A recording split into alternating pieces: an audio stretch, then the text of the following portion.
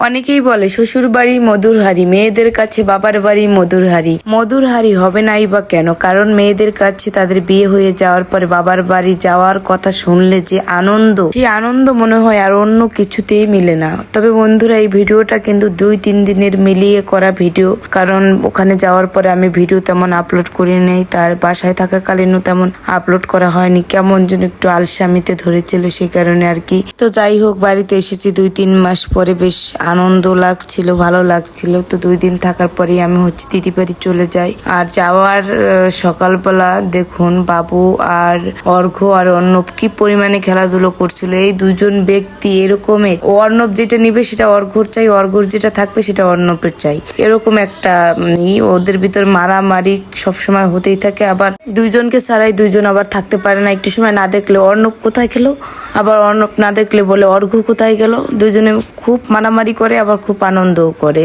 এই ভিডিওটা হচ্ছে আমরা যেদিন বাড়িতে গিয়েছি তার পরের দিন রাত্রের ভিডিওটা। সবাই মিলে মুড়ি মাখা খাচ্ছিলাম, বাবা মাকে ওই পাশে দিয়েছিলাম। আর আমরা যাবো তার 2 দিন আগে থেকেই প্রচন্ড পরিমাণে মিষ্টি, 2 দিন আগে থেকে, প্রায় 10-12 দিন আগে থেকে অনেক বৃষ্টি। আমাদের এইখানে তেমন একটা হয়নি, কিন্তু যাওয়ার 2 দিন আগে নেমেছে। আর ওইখানে অনেক দিন ধরেই বৃষ্টি হচ্ছিল। তো বৃষ্টির ভিতরে কি আর করব, সবাই মিলে মুড়ি মাখা খাচ্ছি। কিছুক্ষণ পরেই দেখি আমার ভাই এবার কতগুলো সিঙ্গারা নিয়ে হাজির হয়েছে।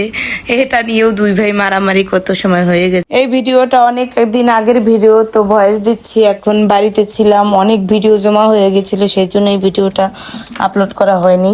আমি আজকে বাসায় এসে পড়েছি, সেই জন্য ভিডিওটাতে ভয়েস দিচ্ছিস। সবার কথাই ভীষণ মনে পড়তেছে, ভীষণ খারাপ লাগতেছে। আসার সময় এতটা খারাপ লাগতেছিল কি বলবো বন্ধুরা। আসার পরে বাসায় এসে এবার একটু ভালো লাগতেছে, কালকে কৃষ্ণ জন্মাষ্টমী থাকতে পারবো এই ভেবে। কিন্তু সত্যি বলতে সবার জন্য প্রচন্ড পরিমাণে খারাপ লাগতেছে, আর সবাইকে অনেক অনেক মিস করতেছি। তো আমরা যাওয়ার পরের দিনই বাবা একটা কুমড়ো কেটেছিল, মিষ্টি কুমড়ো, অনেক ভালো লেগেছিল মিষ্টি কুমড়োটা। ভাত মাখানোর পরে মনে হচ্ছিল যে চিনি দিয়েছে কুমড়োর ভিতরে, এতটা মিষ্টি ছিল। আর ভীষণ বড় একটা কুমড়ো ছিল, কি বলবো, আমাদের সবার জন্য রেখে দিয়েছিল। সেই জন্য আমরা যাওয়ার পরের দিনই কুমড়ো কেটেছি। নতুন বউ প্রথম দিনই কুমড়ো রান্না করবে। আর চারোদিকে যেদিকে তাকাই বাড়ি, সেই দিকে পাট আর পাট, পাট আর পাট, কোনো কথা নেই। তো আর এইটা হচ্ছে বিকাল টাইমের ভিডিও। এখানে আমিও যাব আমার দিদির সাথে দিদি বাড়িতে।